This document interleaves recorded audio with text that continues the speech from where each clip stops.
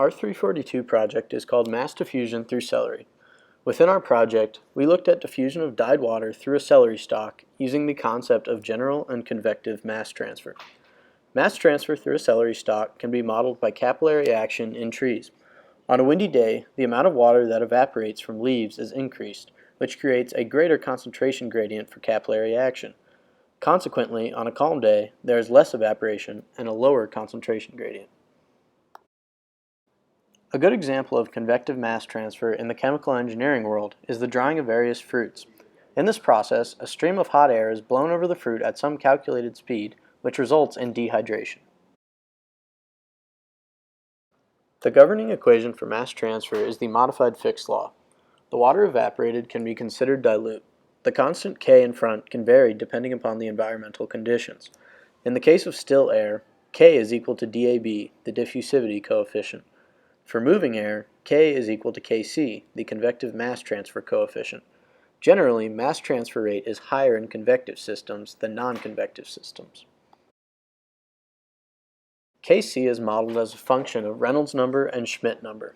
Reynolds number is a ratio of inertial to viscous forces. Meanwhile, the Schmidt number is a ratio of viscous diffusion rate to molecular diffusion rate. Sherwood number, which is the mass transfer rate to diffusion rate, can be used to calculate Kc, which is needed in order to find flux.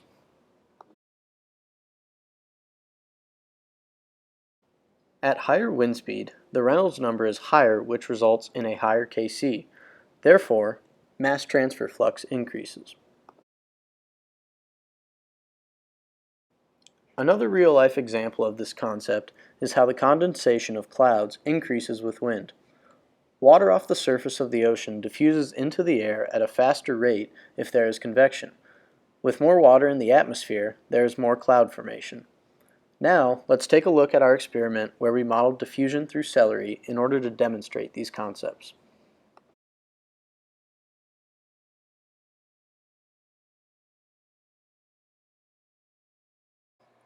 In order to begin the experiment, we needed 3 cups filled with 6 ounces of water.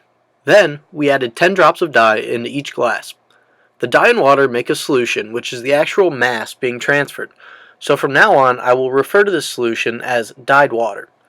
The next step was to take a time-lapse video of the actual mass transfer process. The far cup is set 10 centimeters in front of the fan, allowing the air to flow over the top at about 10 miles per hour. The middle glass is the control, and the nearest glass has 10 grams of sugar dissolved into the water. In the trials that were not included in this video, the airspeed was changed to 15 miles per hour and the sugar concentration was increased to 15 grams.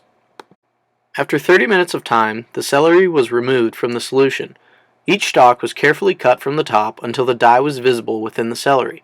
The height traveled by the dyed water would be the dependent variable that we would compare between each trial. As you can see, the celery on the right is the 10 gram of sugar trial. The middle is the control, and the left is the fan trial. The respective heights of these stalks are 11 centimeters, 10 centimeters, and 16 centimeters.